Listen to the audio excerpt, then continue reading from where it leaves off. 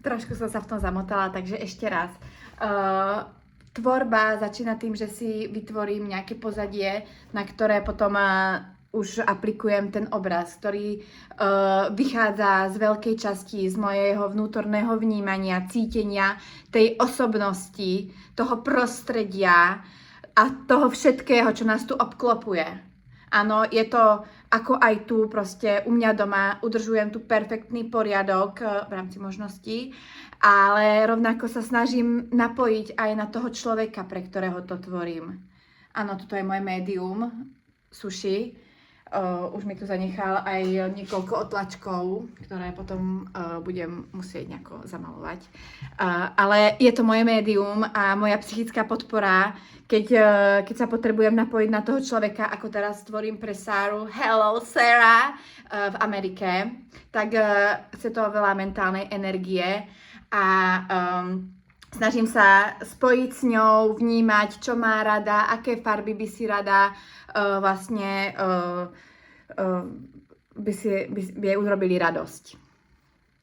No, takže keď už sa navnímam, napojím na toho človeka, tak prichádza dôležitá časť a to je hlavná skica, na ktorej urobím návrh celého obrazu a potom prichádza moja obľúbená a veľmi kreatívna časť, keď to celé realizujem, keď to celé prenášam do farieb, prenášam to na to plátno, vytváram tú realitu. V tomto prípade som sa rozhodla vybrať, ako Sára skoruje. Ona má rada soccer, takže dáva gól, ľudia ju podporujú, obdivujú, trieskajú, fandia jej gól, you are the best, Sarah. Takže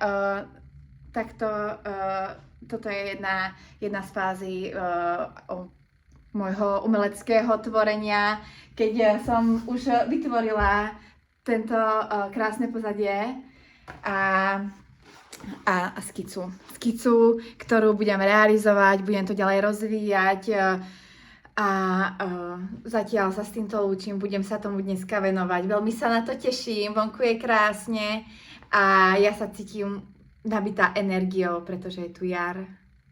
Majte sa krásne.